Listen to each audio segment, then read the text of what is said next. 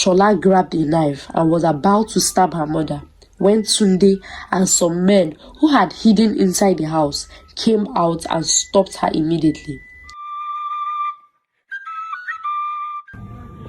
Once upon a time, in a faraway village in the western Nigeria, lived a widow and her twin daughters. They were so identical that it was very difficult for their own mother to tell them apart. Their names were Shola and Bisola. Shola was very strong-hearted and selfish, while Bisola was a sweet, loving soul, and she always chose peace. She had a very radiant smile, and the people loved her so much. On several occasions, Bisola had run into people who Shola had wronged, and she always had to struggle to prove to them that she wasn't Shola. Shola had a bad habit of always checking her sister's body to know if there are new scars or marks so she could recreate them on her own body, making it very difficult for people to tell them apart. One time, Shola had gotten injured in the farm. Immediately she got home, she used a blade to sharply give her sister the exact same cut. Their mother was furious and scolded Shola, but she was very unbothered. Shola later decided to travel to a neighboring village to learn how to weave clothes. Their mother was happy with this decision and supported her. During the time she was away, her sister Bisola met a very handsome and hardworking young man. They fell in love, and within 3 months, he proposed to her. A date was fixed for their marriage, and Bisola sent out a message through a traveler to inform her sister about her forthcoming marriage. Shola sent back a message explaining why she won't be able to attend the marriage. She also sent lots of gifts to her sister and wished her a happy married life. Bisola got married to Tunde, the love of her life. They were so happy, and within a short period of time, she became pregnant. She put to bed a very beautiful baby girl. After 2 years of being away, Shola returned. Her mother was happy to see her after such a long time. Shola decided to go over to her sister's place to see her and her new family. When she got there, the sisters hugged themselves excitedly. They were so happy to see each other after Shola had been away for 2 years. She also saw her sister's beautiful baby. Tunde was out of the house when she came, so she waited for a while to see her in-law before leaving. When Tunde got back from work, he was astonished by their striking resemblance.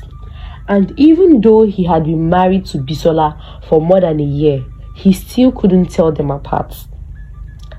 Shola, on the other hand, was shattered to see Tunde. It turned out that Shola had been secretly in love with Tunde for a very long time.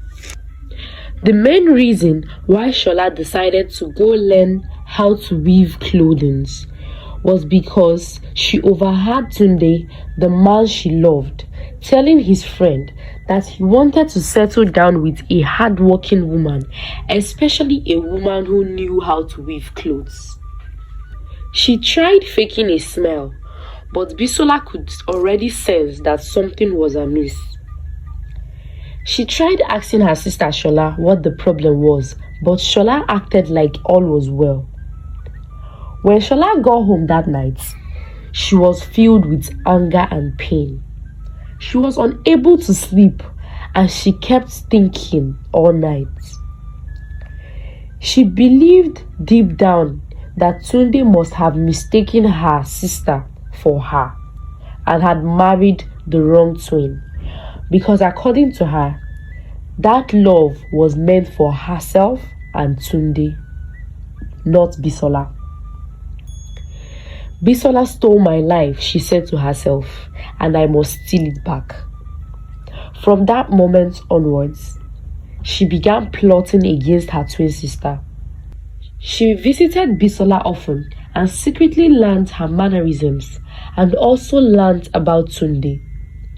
Their mother became uncomfortable with Shola's constant visits to her sister's matrimonial home. Their mother warned Bisola to be very careful of Shola because she has sensed something off, but Bisola brushed it off, saying her mother was overthinking things and Shola must have been so lonely that she needs company now. One day, Bisola invited her sister Shola to follow her to the farm and help her hold her baby. They left early in the morning, but unfortunately, no one heard from them till very late in the evening. Tunde became very worried and decided to go check at their mother's house, but couldn't find them.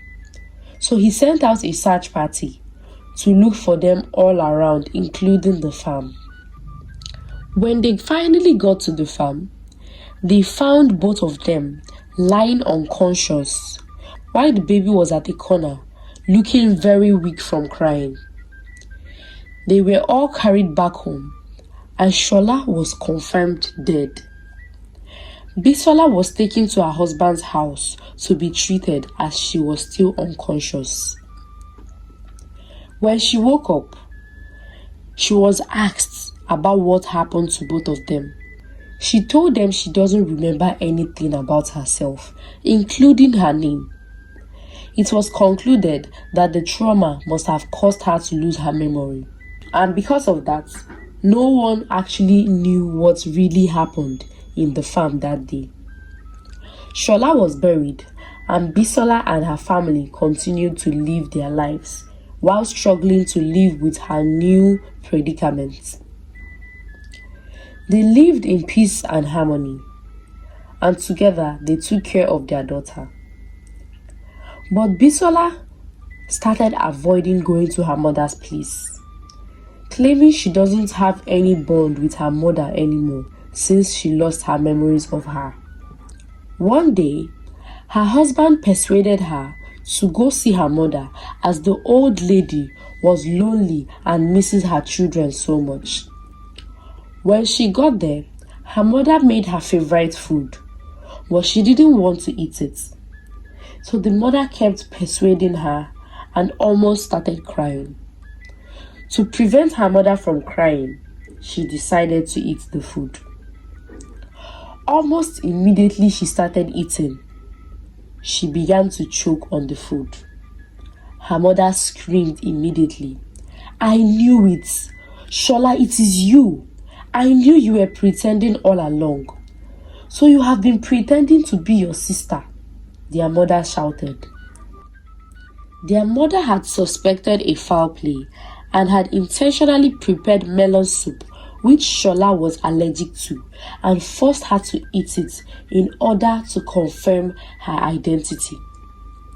Shola got furious and yelled at her mother, "Yes, I killed Bisola and took back everything she stole from me. Tunde was mine to begin with. I killed her and switched clothes with her. But you would not tell anybody, because if you do, I am going to kill you, not minding if you are my mother."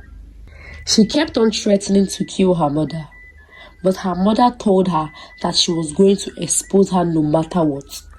At that moment, Shola grabbed a knife and was about to stab her mother when Tunde and some men who had hidden inside the house came out and stopped her immediately.